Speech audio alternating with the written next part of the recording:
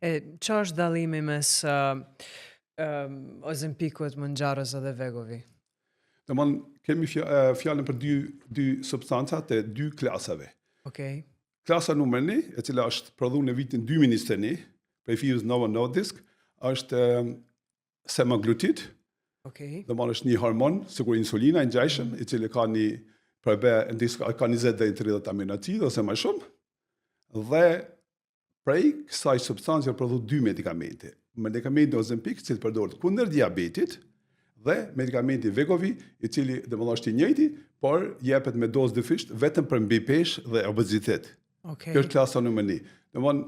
Medikamenti Ozempik imiton GLP-1, i cili është imitator, agonist i hormonit natyror, i cili prodhohet si sa më herët prej zorës 12 gështore, edhe e krijon ndjenjen e ngopjes tru. Paralel, GLP-1, imitatori Ozempiku, e luan rolin prap e menaxhon ose e manipulon hormonin natyror dhe në pankreas stimulon prodhimin e insulinës, e cila pastaj e rregullon sheqerin e gjak. Dhe njëkohësisht zvoglohet prodhimi i glukagonit, i cili është një lojtar i kundërt me insulinën, dhe glukagoni zakonisht e rrit prodhimin e sheqerit në melqi.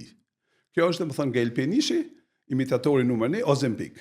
Kurse te Mounjaro i kemi efektet të GLP-1-shit, të Ozempikut, dhe Mounjaro ka dy funksione. E arrit mirë djeshme prodhimin e insulinës pankreas dhe njëkohësisht e arrit aftësinë e mekanizmit celular për me fut sheqerin në indin muskulor edhe thjamor dhe trunit, kështu që efekti i mbretëreshës Mounjaros është dikun 100% më e madhe se Ozempikut.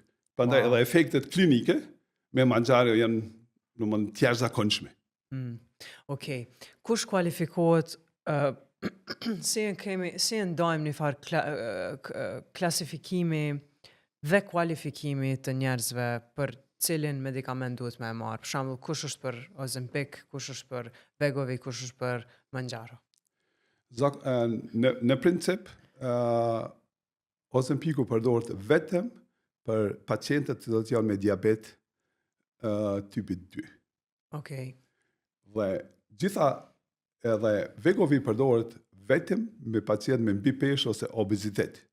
Kurse Mounjaro është, njëkohësisht në vitin 2023 ka marrë licencën kundër diabetit dhe në vitin 2023 e ka marrë ekstra edhe një licencë tjetër, kështu që mund përdoret edhe për luftimin e mbi peshës dhe obezitetit, po edhe kundër diabetit.